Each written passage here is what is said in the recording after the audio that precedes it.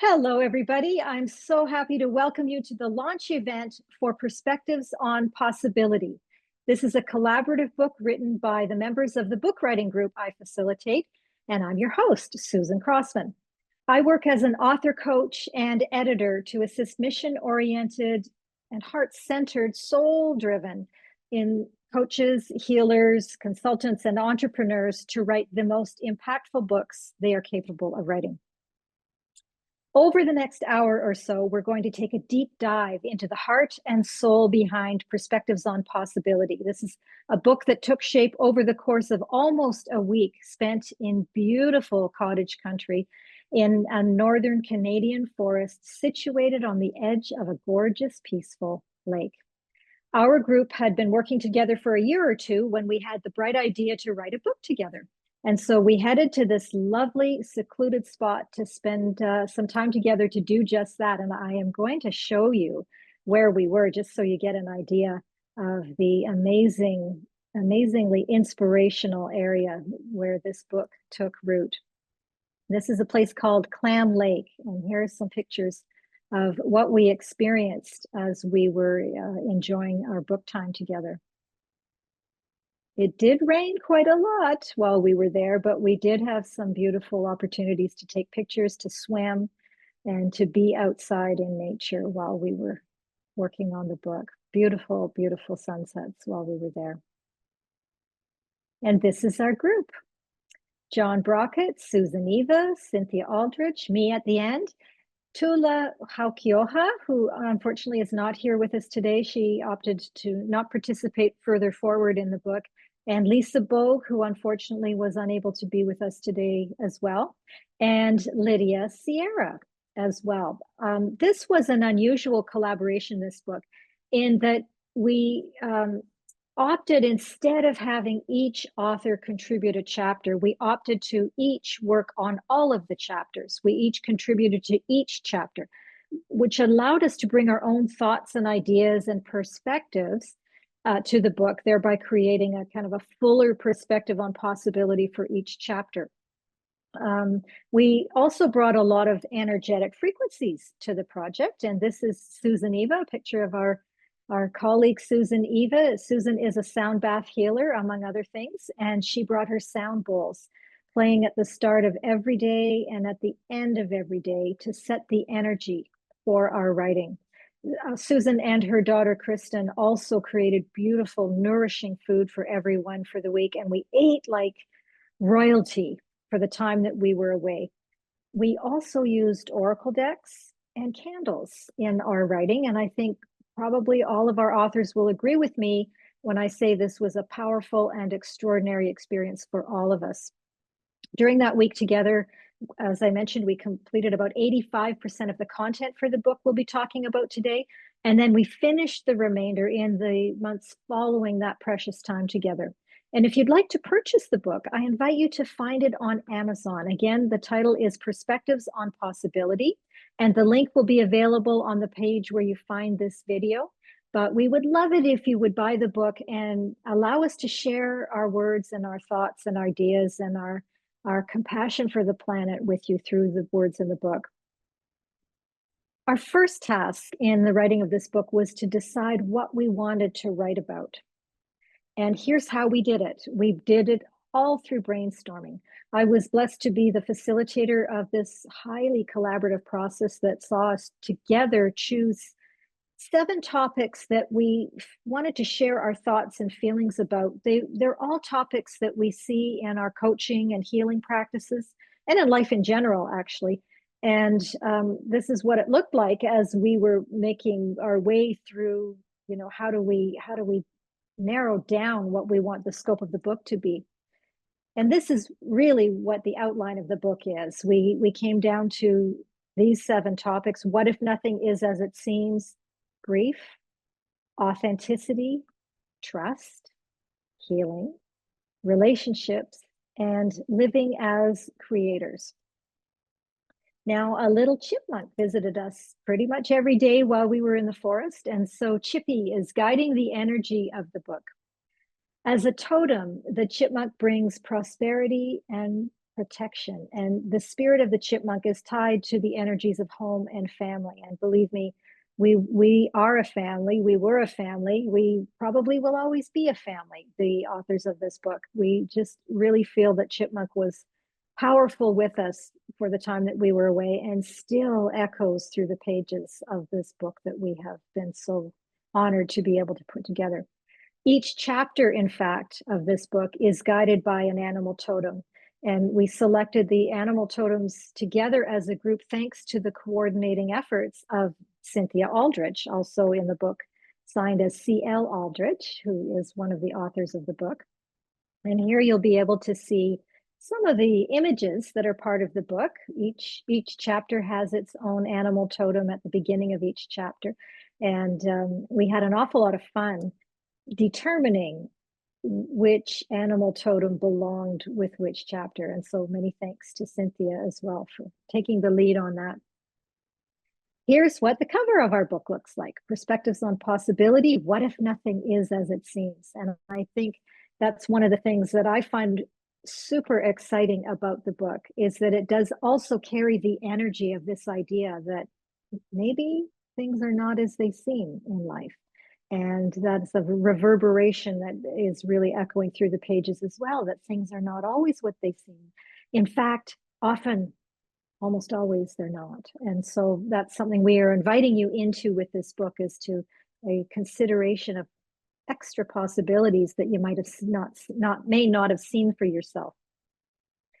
Our goal in creating this book has been to make a difference in the world by sharing perspectives that people may not have considered before in their effort to live a more impactful and fulfilling and productive life. But we've had an awful lot of fun doing this. As I mentioned, we had a lot of fun at the lake. We've had a lot of fun since then with the creation of the content of this book. And we're so glad that you're joining us to watch this video today. And so that gives us the opportunity to share this with you. The authors have been working for just over a year now to bring this book to fruition. And we wanted to make sure that, I'm just going to stop sharing here. We wanted to make sure that our readers get the most amazing experience and the most amazing value from this book. I would like to congratulate everyone who's watching this video for using the full power of engagement today. This is when we put 100% of our attention on one thing so we can get 100% of the value from that one thing. And we appreciate that you're going to be watching fully engaged and fully interested in what our amazing authors have to say. A lot of people stop themselves from writing a book because they don't feel they're the leader in their niche, so to speak. And a lot of people feel there's not much point in them writing a book. They have a lot of fear around it quite often. Maybe they don't have the degrees or credentials they feel someone needs to have in order to write a book. But I'd really like to assure everyone that if you have felt the nudge to write a book, that means there is a purpose for that book. The divine is supporting you. And writing a book is a complex craft, for sure. It's a big project. It takes a lot of devotion to write a book. And the authors that you're going to be meeting today have spent a lot of time, energy, and emotion honing their writing skills and emerging as the authors that you see before you today. So again, if you'd like to purchase the book, I invite you to find it on Amazon. The link will be shared here on the page where you're finding this video. And I really thank you for being with us today.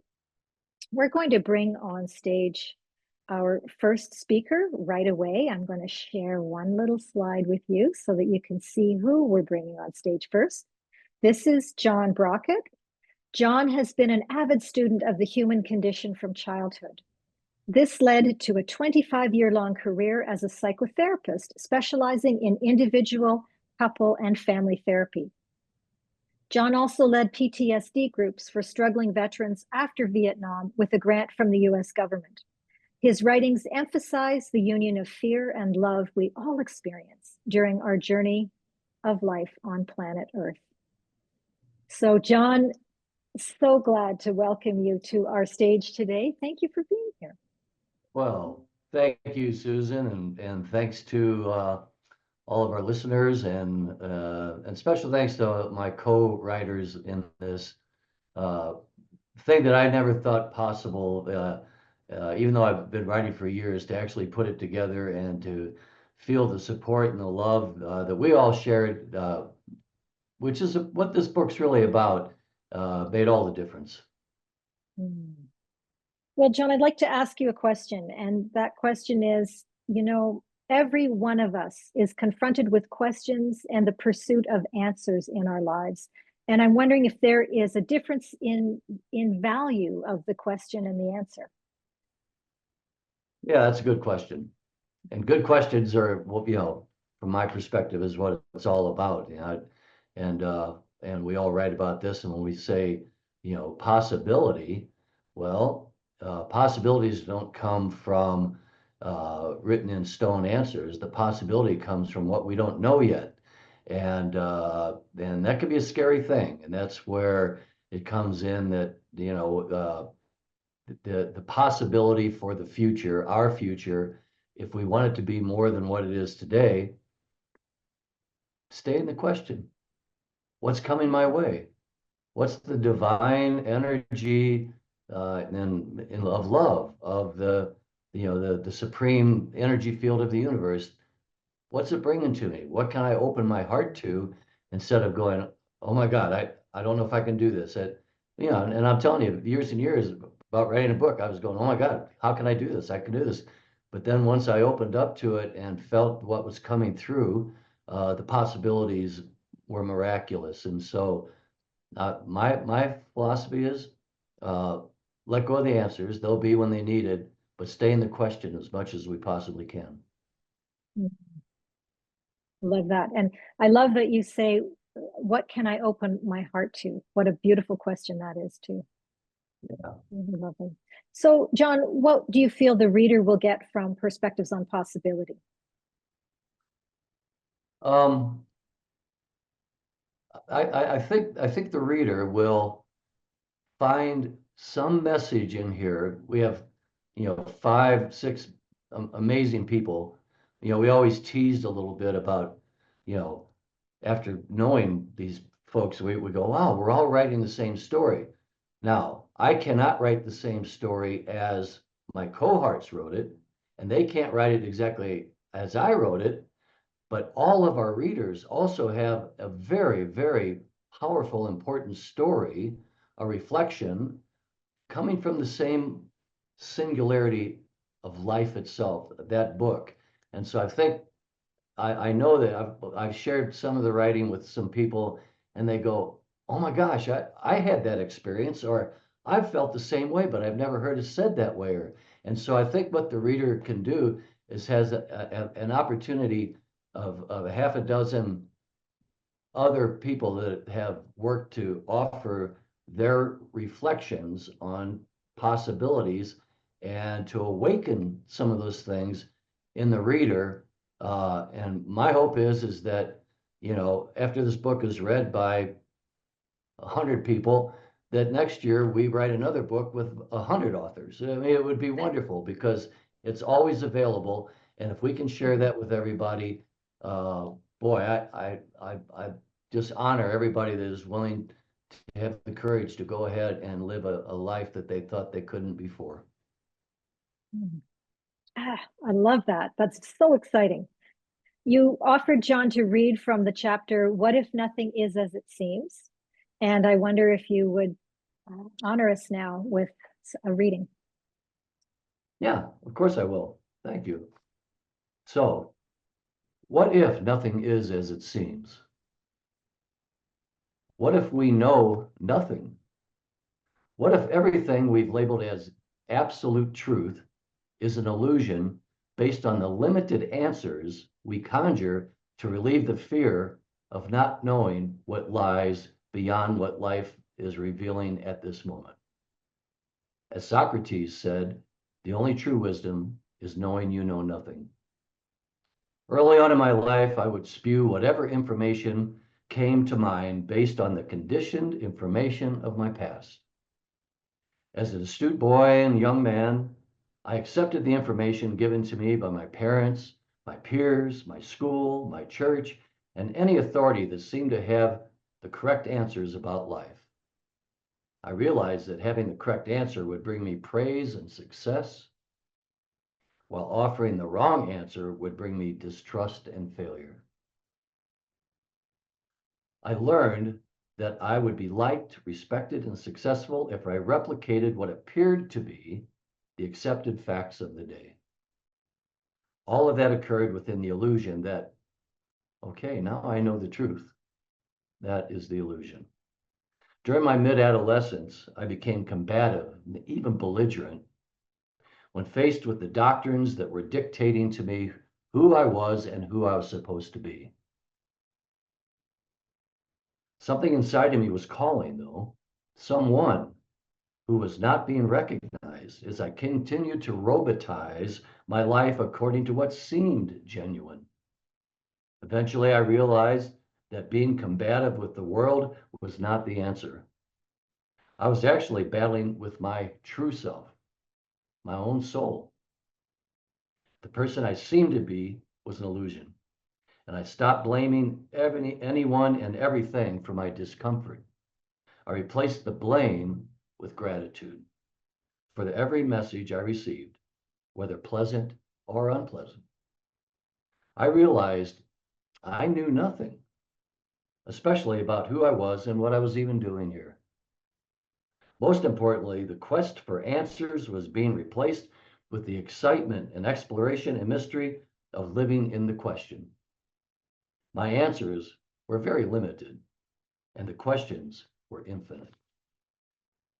There are a few realities that seem to be absolute truths. We come into this world through the wombs of our mothers. We leave this world as our bodies die with our last breaths. These two realities seem unquestionable. However, we don't know what happens before or after these two events, which may shine a very bright light on our very existence.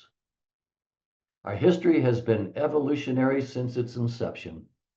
Each of us, being part of that whole, is also evolving. Nothing stays the same. Therefore, to believe we know the absolute truth is to diminish the grandeur of creation itself. To trust the higher frequency of what we don't know opens the portal for love to pour into our lives. The great creators of art and music and poetry bring life to the unknown as they bring the magic of the great mystery for us to ponder. All of us can be the creators of our lives on planet Earth. Suppose we live in an illusion of what seems to be accurate. In that case, we may forfeit the opportunity to create the most beneficial environment for ourselves, our children, and their children, as well as the longevity of love and life that has yet to be revealed. I've done my best to drop my points of view and trust the view itself.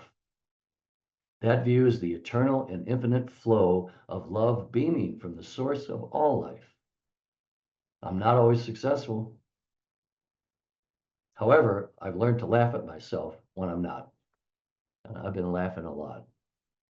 I will continue asking questions, for what I think I know does seem to be an illusion. I'm learning to love the freedom of knowing nothing. Ah, John, that was fabulous. Thank you. Really appreciate that. And if you'd like to hear more of what John has to say, I invite you to purchase the book, Perspectives on Possibility. It's available on Amazon.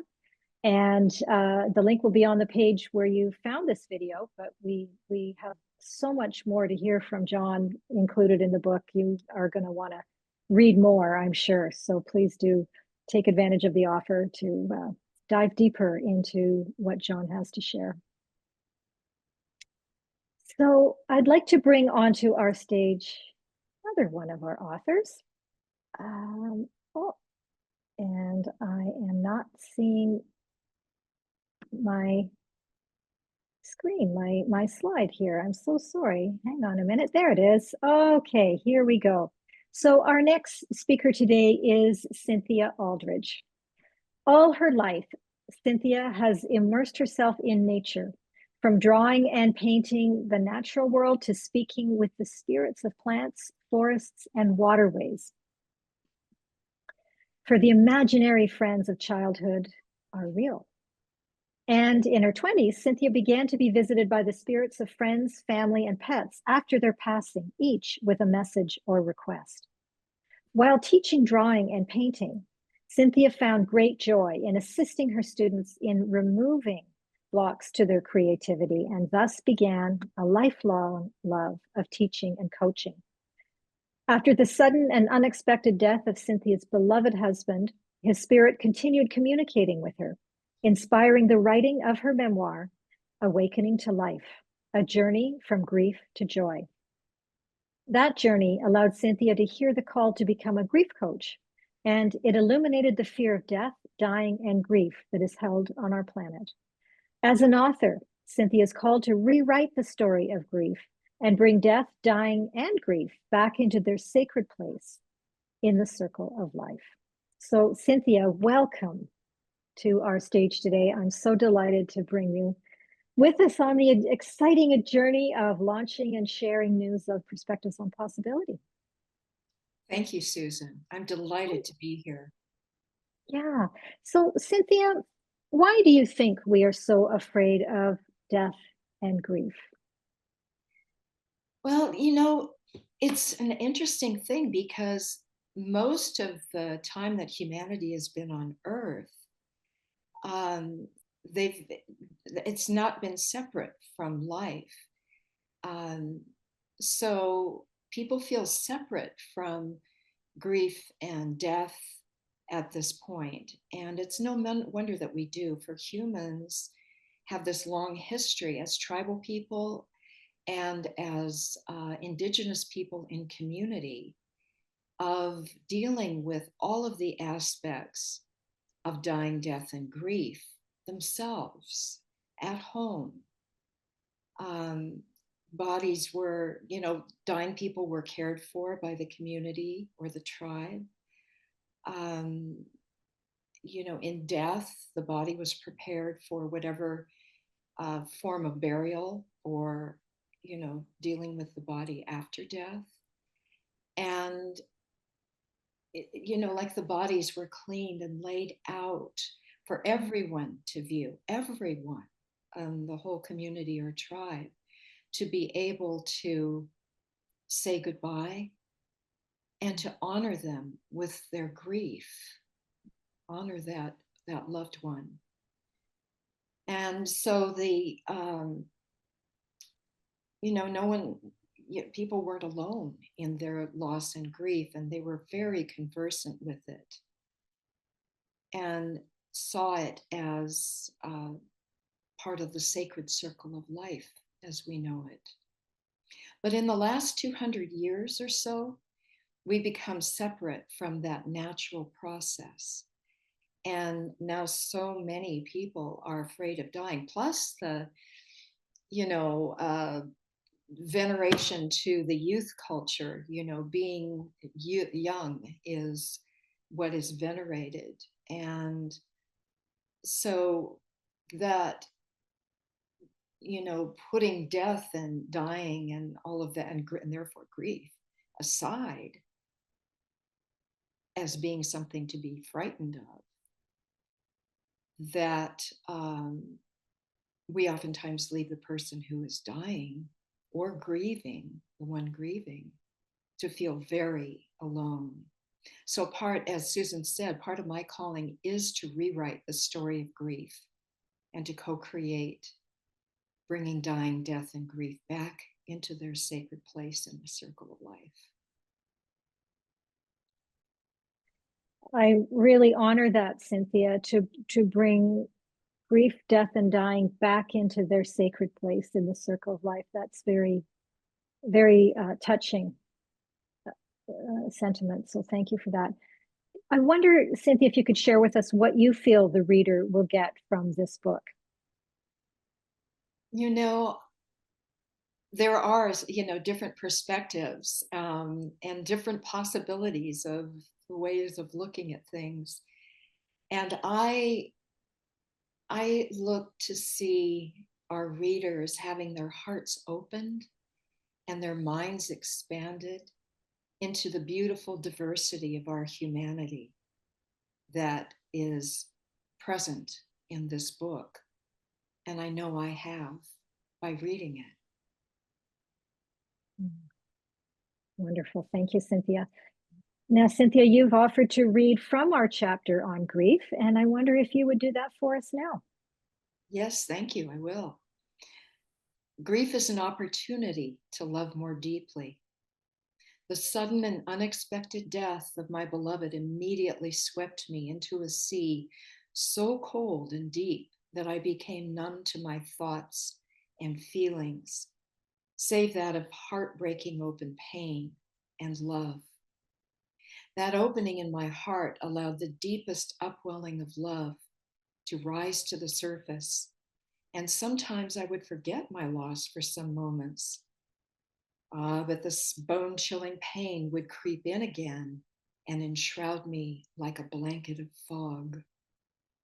This is how it was on the warm, late August night of his death, when Bruce came to me in spirit with an answer to my question, "Why did you leave?" He told me, "Don't worry, there's nothing wrong. It's perfect, exactly the way it's supposed to be. Don't forget that." I reached for my journal on the coffee table with the thought, I'd better write that down. "Yes," he said, "write it down."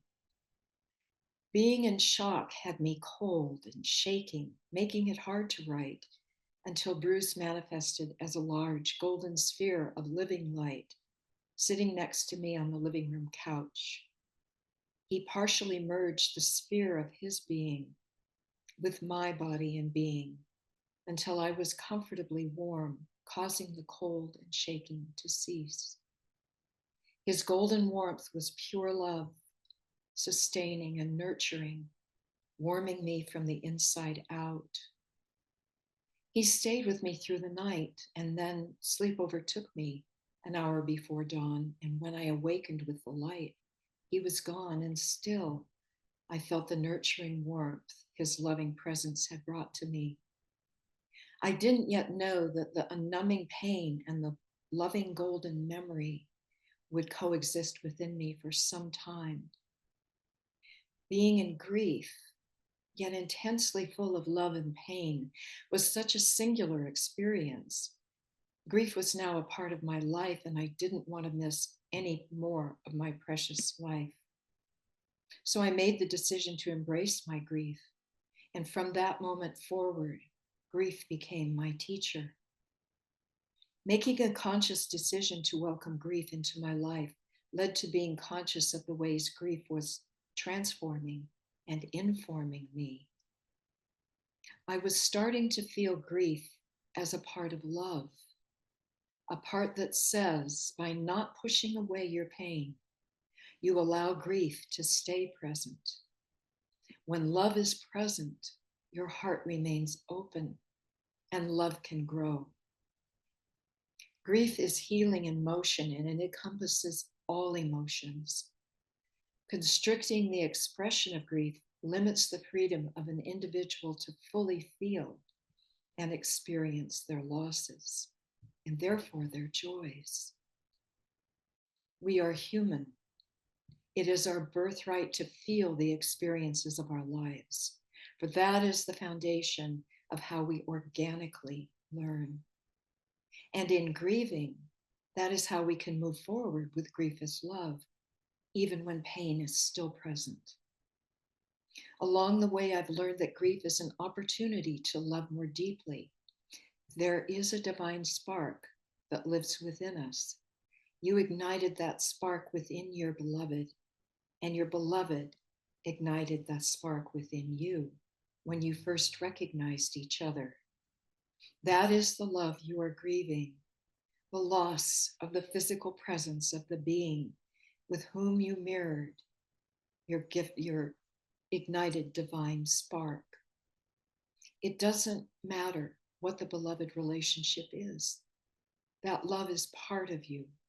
It lives within you and it will never die. By nurturing this love, you allow your opened heart to continue to open as you heal on the transformational journey of your ever evolving self. You can love yourself and life not only again, but even more deeply than before.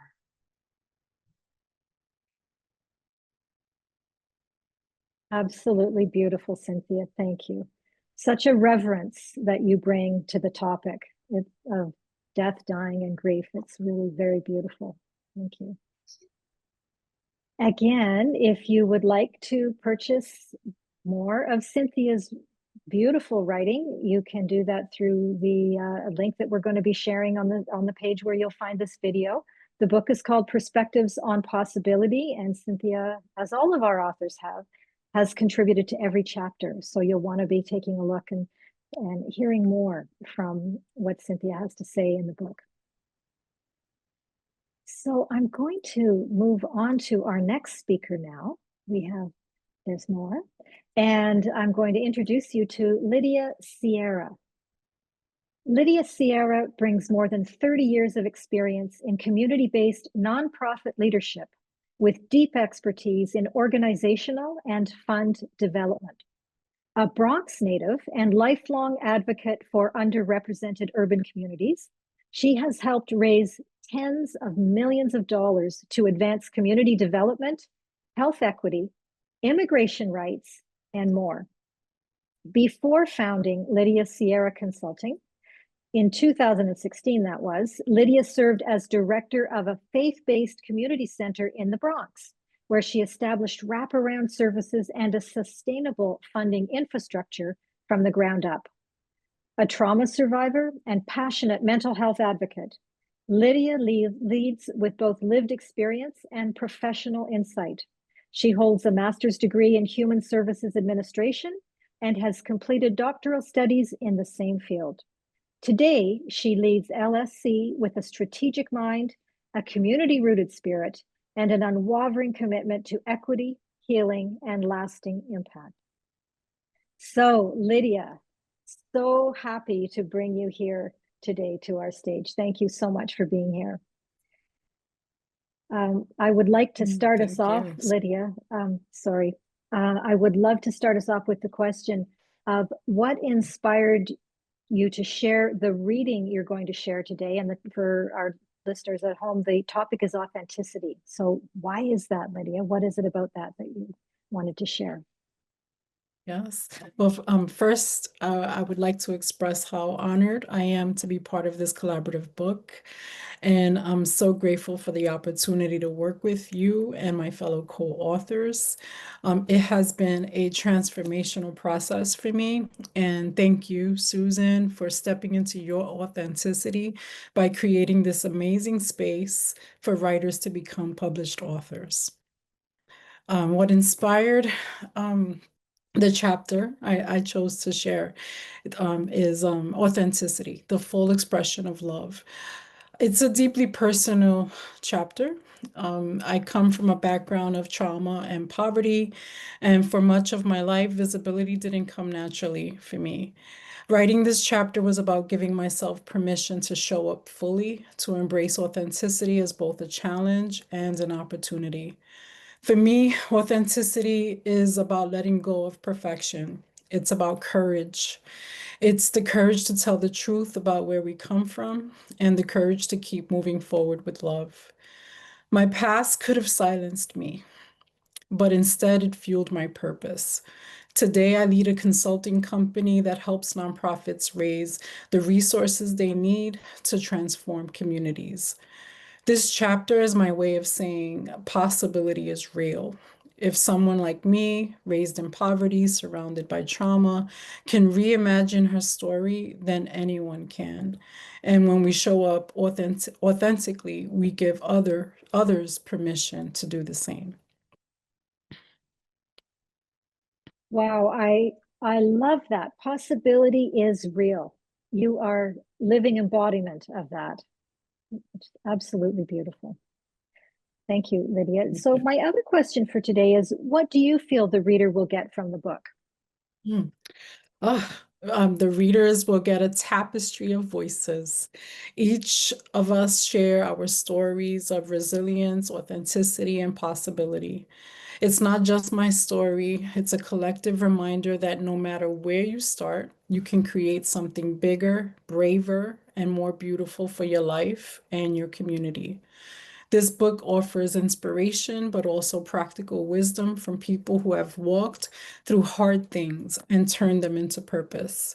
My hope is that every reader finds a piece of themselves in these pages and walks away believing that their own possibilities are within reach. Oh my gosh, that's absolutely inspiring.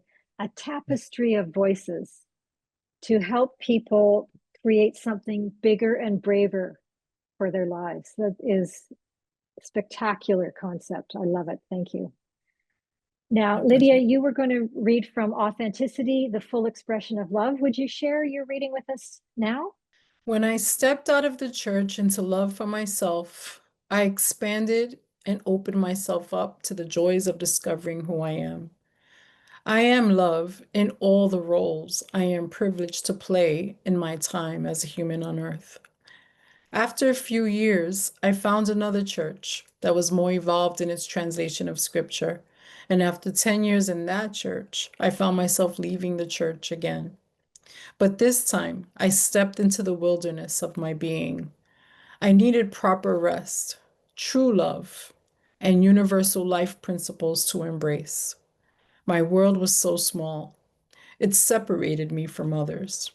While differences in race, class, and wealth further enhanced this feeling of separation between myself and others, it was my separation, not necessarily one stemming from other people's unwelcoming or exclusionary behavior. After a decade plus of living in the wilderness, I have learned to identify the culture and stereotypes inherent in my conditioning, how they limited my understanding of existence and human experience. Only once that piece was in place could I allow myself to let go, give way to growth and development, and discover my most authentic self. I am learning to love myself and others without imposing my beliefs, but instead accept and connect to the love and light in all of us. I seek love in everything we say and do and try to connect from that 0 point. From there, I can express myself without fear of rejection. Living in my authenticity has attracted like minded people who align with all that will serve and support me. I understand that I must confront my fear of rejection or persecution for my ideas and my inner truth to remove and clear what doesn't serve, support, or align with my present and my future. I struggle with the fact that my truth today may not be my truth tomorrow. And this does keep me from claiming who I am with a confident voice. But authenticity is the full expression of myself now. And like I've learned to love my past self, I will love my current self and abandon all thoughts of my future self. In authenticity, I practice speaking my truth, listening to other perspectives, and changing my mind or not. In my authenticity, I fully express my humanness, and one day when I cross over, I will be the full expression of love. Thank you, Susan. Thank you, Oh my Susan. gosh. Oh, Lydia, that's absolutely beautiful. So much in there that is enriching and inspiring again. One of the things that really stands out for me that speaks to my heart is my truth today might not be my truth tomorrow. So that was beautifully said. Thank you. And again, if you would like to purchase the book, Thank you. Thank you, Susan. Perspectives on Possibility. Thank you, Lydia. And I really encourage people to purchase Perspectives on Possibility and hear more from Lydia, more of what she has to say, to share, to inspire us with in these beautiful words that she has written for the book. The link for the purchase of the book will be available on the page where you find this video. And we'd love it if you would buy the book and allow Lydia and the other authors of this book to share their wisdom and insight with you as well. So we have another speaker coming up to speak with us today, and I would love to introduce you to Susan Eva. Susan is a bioenergetic practitioner, energy codes coach and master trainer, mentor, sound therapy practitioner, body awake yoga instructor, and an author. She has been working with various modalities of energy for more than 20 years and is passionate about bringing forth clarity and new perspectives to help others heal and live their best life. Throughout Susan's exploration of her life journey, she has come to know that our life is a reflection of our perspective of it. Our beliefs and subconscious programming are the determining factor in the choices we make. And when we understand and embody that, we can move forward to create the life we want to live with passion, clarity, joy, and fulfillment. Susan has traveled extensively, always seeking to expand her awareness of humanity and the world we live in. Stepping into the unknown, unfamiliar, and even uncomfortable has opened a gateway to the frequency of infinite possibility. Exploration in the inner world and outer world continues to fuel her passion and gratitude for all that is. So, Susan, thank you for joining us today and welcome. Thank you, Susan. It's truly an honor to be a part of this book and to be here with my fellow co-authors. This book has helped on my evolutionary path as well. It's amazing. So thank you. Thank you. Now, I wonder, Susan, if you would share with us what inspired you to write about healing as it relates to one's perspective of it? Okay, great question. We all want healing in some aspect of our lives, whether it be physical, mental, emotional, or regarding a situation we're dealing with. So what is healing? Ultimately, healing is feeling better, yet the wanting to feel better indicates we haven't figured out how to achieve it.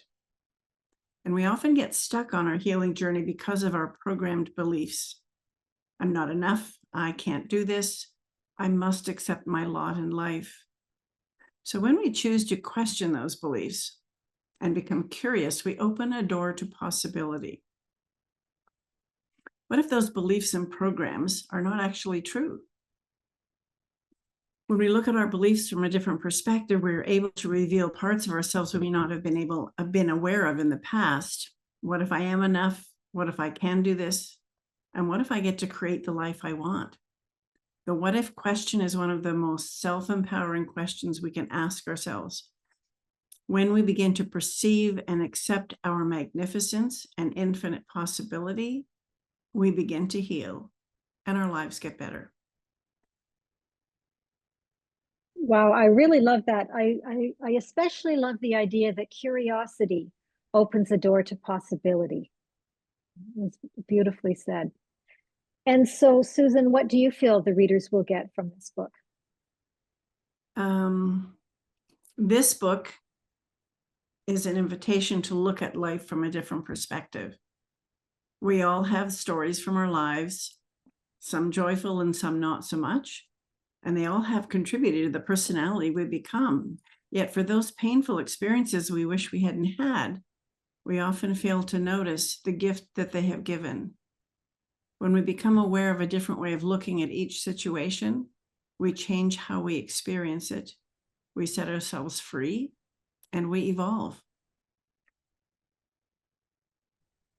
Beautiful. Yeah, evolution, personal evolution. I think you're right. I think that's a powerful part of what readers will get from this book for sure. Absolutely. Yeah. So, Susan, you have offered to read from our chapter on healing, and I wonder if you would do that for us now. I would be honored to. Thank you. Okay. As I look back over the past many years, I am in awe of the transformation I've experienced over time. These years have flown by at warp speed, and it humbles me when I contemplate and marvel at the changes in my life. Some might say I'm not the same person I once was. I would say I'm more the person that I am now than ever before. I have revealed a truer version of myself, not just to the outer world, but more importantly to me. So what does that mean? Why would I want to change? And how did I go about getting it? It starts with a wound, and we all have them. One of my deep wounds came as a result of my divorce after a long-term marriage. It was a painful experience, not just emotionally, but physically as well, both in my body and in my environment. I sought healing of this pain. I wanted to feel better in my body. I wanted to feel safe and secure in my environment. And I wanted to feel joy and fulfillment in my life. I wanted to make sense of my life and feel that I mattered. The common denominator in all of these aspects is the feeling. We are sensory beings and we feel. We like the good feelings and we don't like what we would label the bad feelings.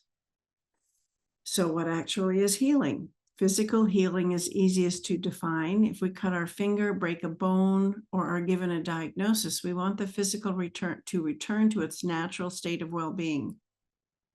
Our bodies are amazing, as the body knows what it needs for healing and it knows what to do to achieve it. We can put a Band-Aid on the cut finger, but that is not what heals it. The body takes care of it, and after a few days, the cut is no longer there. For the mental and emotional healing, it is not forgetting what the issue was, or perhaps even forgiving it. It is not deciding someone else is to blame and not my fault. Before we can even hope to find the healing, we must first acknowledge what needs to be healed and own it fully. How do we support the body to let it do what it needs to do? What if healing is going into the situation and revealing a deeper aspect of ourselves that we are not yet aware of? What if the wound is actually the catalyst to show us where we are not yet awake? Could the wound itself actually be the medicine for healing it? So we seek to heal what we don't want in our life. The first and most important step is to acknowledge the pain. We cannot heal what we don't acknowledge. In the ending of a marriage, we must allow the feelings to come up so we can process them. There are feelings of abandonment, loss of love, unworthiness, anger, disillusionment, confusion, and fear. In order to heal each aspect, we must explore them if we want to transmute them.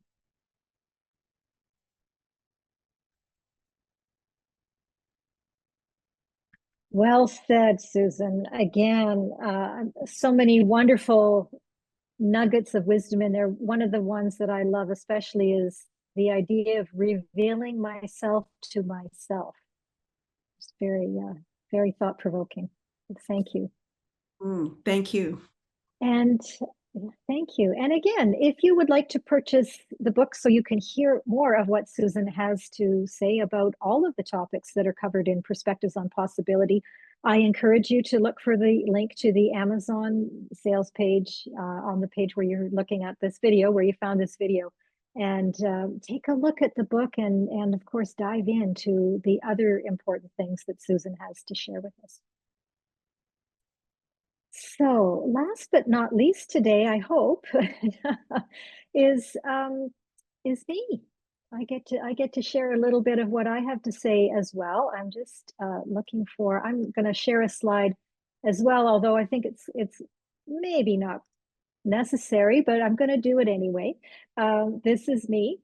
I am, as I mentioned, an author, coach, and editor for mission-oriented coaches, healers, innovators, entrepreneurs, and others who know there is more available to us and who wish for greater harmony and want to share write a book to share their message and support their businesses.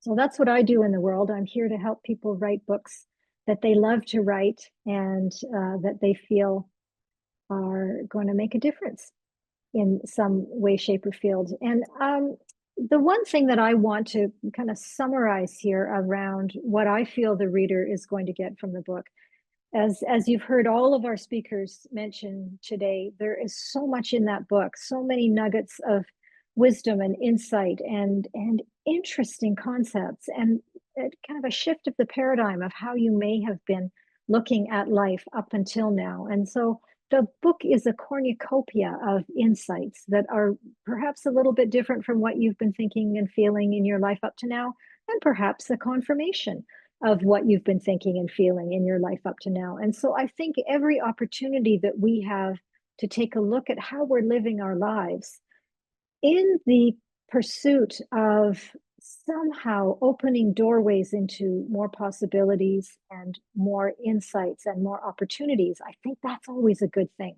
And so that's the way this book has been created. It's been created from an energetic frequency of love and harmony and peace. And if, as authors, we can bring more of that to your doorstep and through the doorstep into your life, then we will be absolutely delighted and honored to have had a chance to take up a little space in your life through the book.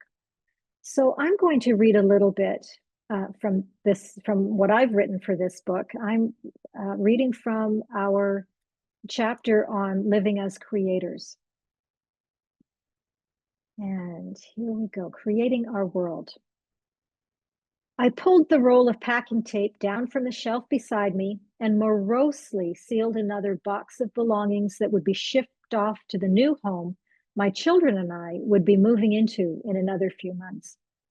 Life had changed dramatically for us the day my husband died, and my beautiful dream house had become a casualty of the cycle of life and death that I was experiencing, had been experiencing, in fact, in different ways for the entire breadth of my life, although I wasn't conscious of the pattern at the time. I felt as though I were living in a state of dissolution. My husband had gone, and my house would be soon, too. I was leaving my community, my friends, my church, and everything that throughout the past decade of daily life had come to provide me with a sense of purpose and certainty.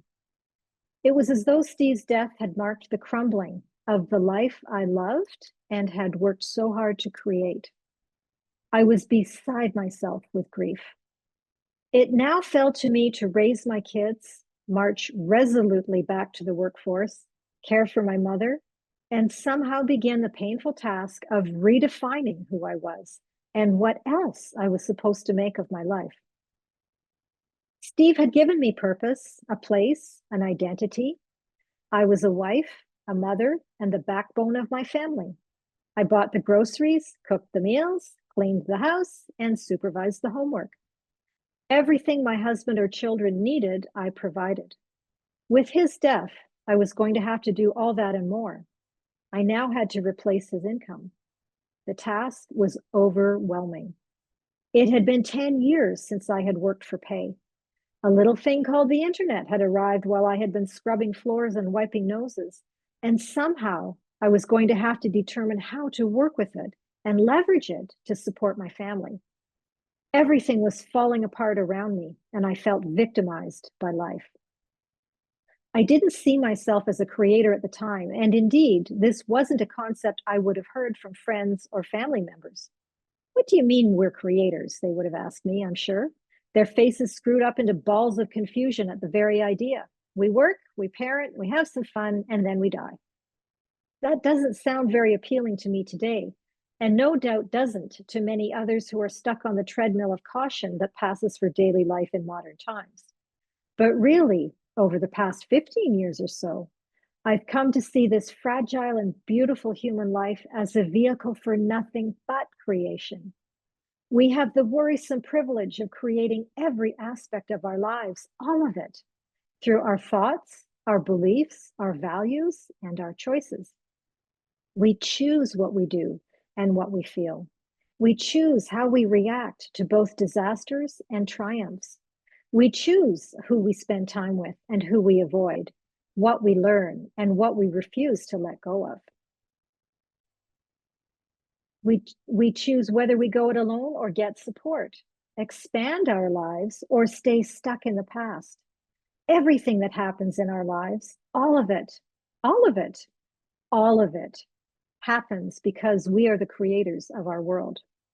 For a long time, I felt burdened and resentful over the years I had spent raising my kids on my own while looking after my somewhat difficult hemiplegic mother and flying through my days as a beleaguered entrepreneur. But with a turn of the prism through which I examined my life, I realized I was choosing to do it all and choosing to do it in just that way. I refused to seek assistance, and I've refused to say no to the countless demands placed upon me. I refused to get a real job. I insisted I could handle it all. And in fact, the way I was choosing to live my life gave me a great platform for self-pity. As a victim, I couldn't be expected to do more. I couldn't be expected to thrive, to expand out to the edge of my existence and see what I could really create of my life. It gave me an easy out. But as I began to see myself as a creator, I started to reclaim my agency. I set boundaries around my time. I hired more help. I defined when I was available for my family and when I was off duty. I started to look after myself, learning to meditate and committing to a yoga practice. I began to create a different life than the default life I felt I had been given. Choice by choice, I walked out of victimhood and felt the power of creation surge through my soul. So that's my little contribution. And again, if you would like to hear more from me and my co-authors in this wonderful project of Perspectives on Possibility, I invite you to find the link to the Amazon listing on the page where you're viewing this video and take a look at the book, and by all means purchase the book. We would love to share this with you. There are several other chapters that we haven't covered in our time to get together today, but buy the book and find out what they're like too. And I encourage you to delve deeper into what it is to navigate this kaleidoscope of a human life that we have. And as we kind of tether ourselves to our hearts and souls, and we're actually here to experience more in life, is my feeling. I also encourage you to reach out to our authors, and I'm going to share everyone's contact information as well, so that you can see if you may want to take down somebody's email address. Perhaps they've said something or touched on an issue that you feel will provide some value through a further conversation. But by all means, we do encourage you to reach out to our authors and get in touch and explore more, because the people who have written this book, as you can imagine, are amazing human beings with a lot to offer. And so with that, I would like to thank you all for joining us today. May your days be filled with peace, and may your dreams be a source of enormous inspiration for you.